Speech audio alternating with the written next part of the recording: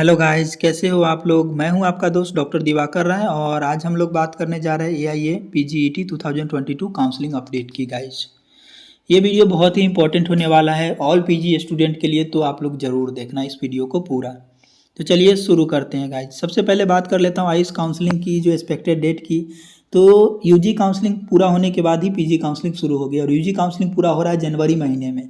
तो UG counselling के बाद ही आपका पीजी काउंसलिंग शुरू होगा। तो पीजी काउंसलिंग का एक्सपेक्टेड डेट की अगर मैं बात करूँ तो जनवरी को, जो 10 जनवरी के आसपास आपकी काउंसलिंग शुरू हो जाएगी गाइज।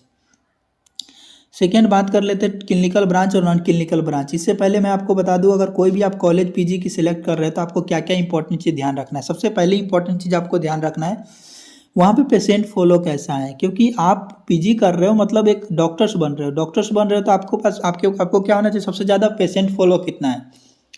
जितना ज़्यादा आप पेशेंट देखोगे उतना ज़्यादा आप अच्छा डॉक्टर बनोगे। सिंपल सा सिद्धांत है। दूसरी चीज़ें वहाँ पर रिसर्च की व्यवस्था कितनी कैसी है, रिसर्च जो आपकी रिसर्च पेपर कितनी छपती है वो दूसरी चीज़। तीसरी इंपॉर्टेंट चीज़ है आपका लेक्चर्स रेगुलर लगता है कि नहीं। बहुत सारे पीजी कॉलेज यहाँ लेक्चर्स बहुत कम लगते हैं, तो लेक्चर्स कैसी लगती है। और चौथा चीज़ आपको स्टाइपेंड। ये चार चीज़ों का ध्यान रख के तभी आपको पीजी कॉलेज चूज करना है गाइज। पांचवा चीज़ आपको ब्रांच, कि कौन सा ब्रांच लेना है। कॉलेज अगर चेंज हो जाए तो हो जाए, लेकिन ब्रांच आपका गलत सिलेक्ट नहीं होना चाहिए। ठीक है भाई गाइज।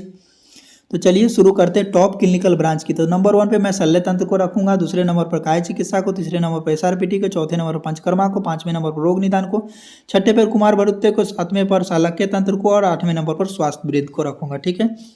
अब मैं बता देता हूँ शल्य तंत्र को इसीलिए मैं नंबर 1 पे रख रहा हूँ क्योंकि जनरल सर्जरी परमिशन होने के बाद क्या है कि बहुत पहले तो सर्जन की बहुत कमी है और जनरल सर्जरी परमिशन के बाद आप बहुत सारी सर्जरी कर सकते हो। तो ये नंबर 1 पे। काय चिकित्सा को नंबर 2 पे इसीलिए मैंने रखा क्योंकि ये ऑल टाइम डिमांडिंग ब्रांच रहती है। तीसरे नंबर पे एसआरपीटी ऑल टाइम डिमांडिंग ब्रांच है और गायनेकोलॉजिकल डिसऑर्डर में सबसे ज़्यादा डिमांडिंग है क्योंकि डिलीवरी वगैरह सब परमिशन है बहुत सारे स्टेट में।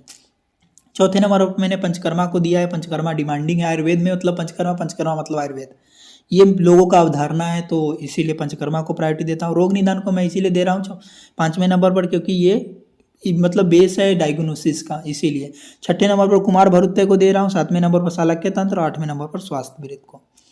अब नॉन क्लिनिकल ब्रांच की बात कर ले गाइस, तो संहिता सिद्धांत इसीलिए क्योंकि first year to fourth year पूरे बीएमएस पीरियड में आपका सबसे ज़्यादा डिमांडिंग यही है। तो अगर आप पीजी करते हो तो उसके बाद आपको प्रोफेसर बनना है, तो सबसे ज़्यादा जॉब किस में निकलेगी, संहिता सिद्धांत में निकलती है। ठीक है। दूसरा आता है आरएसबीके में 2 रीजन है, एक तो जॉब निकलती है, गवर्नमेंट जॉब ज़्यादा रहती है, दूसरी जो जितने प्राइवेट कॉलेज खुलती है उसमें भी ज़रूरत है।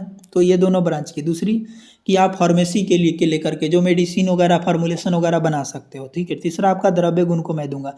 द्रव्य गुण को इसीलिए दूंगा क्योंकि जो ड्रग्स कलेक्शन एंड प्रिजर्वेशन करके सेल करने का काम इसके अंडर में आता है। और दूसरा आप प्रोफेसर बनते हो तो प्राइवेट और गवर्नमेंट कॉलेज में आपकी बहुत ज़्यादा डिमांड है।